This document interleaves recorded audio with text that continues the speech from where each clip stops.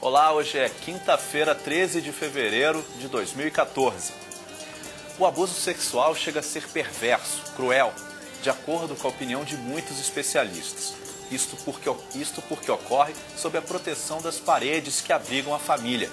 Pesquisas realizadas apontam que o abusador é alguém muito próximo, um parente, vizinho, amigo íntimo da família. Os danos causados às vítimas são difíceis de serem superados de uma maneira geral. Em alguns casos, irreversíveis. O atendimento às pessoas que sofreram abusos sexuais é tema de uma entrevista aqui no estúdio. Faça sua pergunta então pelo telefone 0 operadora 21 2273 5020 ou ainda pelo Twitter no @Canal Futura. Veja agora os destaques desta edição. Na série especial sobre empregos na floresta, você vai ver que na região da Bacia do Xingu vem crescendo o reflorestamento em propriedades rurais e o novo Código Florestal pode incentivar ainda mais. Dependendo dos reais incentivos, né, e as condicionantes que o Estado coloque para a implementação verdadeira desse código, vai condicionar a demanda por sementes. O desafio de combater o abuso sexual, que segundo pesquisas geralmente ocorre no meio familiar. São pessoas próximas da criança, geralmente parentes, padrastos, pais, tios, avós, alguns casos primos, vizinhos próximos. Então aumentou muito o índice de crianças que vêm encaminhadas do Conselho Tutelar por causa de abuso sexual. As oportunidades de praticar atividades físicas em academias públicas. Eu acredito que a atividade física é importante, não importa qual seja a idade da pessoa, né?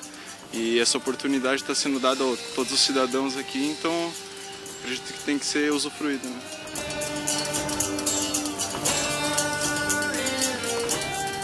O Jornal Futura desta edição começa falando de conservação do meio ambiente e Código Florestal. Na segunda reportagem da série sobre empregos na floresta, vamos entender como a demanda por trabalhos que privilegiem a sustentabilidade pode ser impactada com a alteração do Código Florestal em 2012. No estado do Mato Grosso, numa zona de transição entre os ecossistemas cerrado e amazônico, vamos conhecer a realidade de produtores rurais que coletam sementes de espécies nativas e também de proprietários rurais que estão recompondo áreas de preservação permanente. Veja. Canarana, no Mato Grosso, foi uma das muitas cidades do estado que recebeu migrantes de diversos lugares do país, principalmente da região sul. Pessoas como Ivan Lor, que consideravam o centro-oeste e o norte do país uma espécie de Eldorado. A gente vendia uma colônia no Paraná, que são 24 hectares, você comprava uma fazenda de 2, 3 mil hectares aqui com menos valor. Naquela época, a floresta em pé era pouco valorizada. Eu sou técnico em agropecuária e ajudei a destruir um bocado do Mato Grosso. Em 1990, Ivan passou a se preocupar mais com o meio ambiente. Primeiro começou a trabalhar no viveiro de mudas de Canarana e depois passou a ser coletor da rede de sementes do Xingu. Na verdade, eu ganho o dobro coletando semente em finais de semana do que eu ganho como funcionário público. Em São Félix do Araguaia, na divisa com o Tocantins, conhecemos outras pessoas dispostas a cuidar do meio ambiente. João, além de coletar sementes, recupera desde 2002 uma área de preservação permanente dentro da sua propriedade de 55 hectares. Daqui a uns tempos, todas essas sementes que eu entrego, eu não preciso ir longe, eu vou apanhar tudo aqui. Em 2013, ele se comprometeu com a rede em coletar 40 quilos de sementes de tamboril. No pátio, ele beneficia ainda o feijão de porco e também a semente do baru. E com você coletar semente, hoje você sabe quanto que uma árvore, a renda que uma árvore dá para a gente, sem ser preciso cortar ela. Rose é agente de saúde e participa da rede na cidade de São Félix do Araguaia. Em seu sítio de 55 hectares, ela faz questão de reflorestar parte de sua propriedade e há 2 anos complementa a renda da família com a coleta de sementes. A gente faz parte de um grupo chamado Grupo Casadão, tá? Esse grupo a gente trabalha com o agrofloresta, né? E a gente apelidou como Casadão. E fazer parte do grupo de semente, você tem que estar dentro do reflorestamento. Então, eu estava um passo, né? Era só dizer sim. Valdelar é um defensor antigo da natureza e planta porque gosta. Nesta área de 5 hectares, mais de 60 espécies de árvores foram plantadas por ele. Esse aqui é a copaibinha do cerrado. O xixá, aroeira, a gente colocou manga, plantou muda de jaca. Esse aqui é o piqui. Eu que plantei cupuaçu e o açaí. E plantar é vício. E você mistura um monte de espécies, né? Sim, espécies diversificadas. Sim. Por que isso? É uma maneira de a gente continuar tendo o que tem na mata. E outra vantagem que a gente vê, que quando a gente cai para esse lado de plantar e não só de colher semente, a gente está tendo uma vantagem também, de preservar. Enquanto que muitos não pensam assim, tem o que roçar, queimar, acabar, mecanizar, que tudo bem, mas então a gente pensa nesse modelo, né, de deixar. A fazenda Cristo Rei fica em Canarana e tem aproximadamente 4.500 hectares. 1.200 foram arrendados para o cultivo de soja. O restante serve de pasto para a pecuária. Desde 2006, proprietários de terras de 8 municípios recuperam as áreas de preservação permanente de suas propriedades. Até agora, 2.500 hectares foram restaurados. O crescimento dessa iniciativa ele vai estar muito condicionado ao que acontecer com o Código Florestal que foi aprovado em 2012.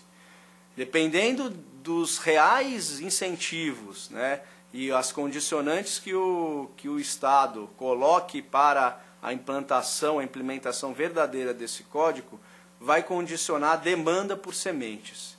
Se essa demanda continuar crescendo, certamente vai ter um resultado bastante expressivo para que esse número de coletores aumente.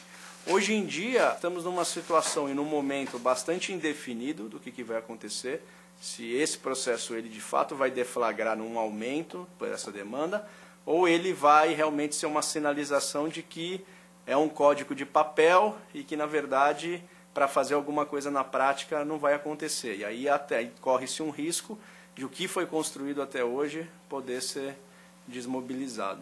Depois de 4 anos em que os satélites registraram uma diminuição do desmatamento na Amazônia, 2013 foi um ano fora da curva.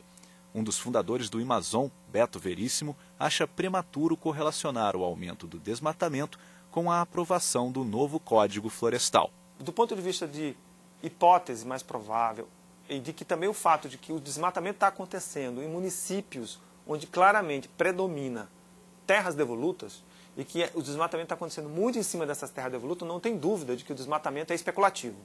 Isso não tem dúvida.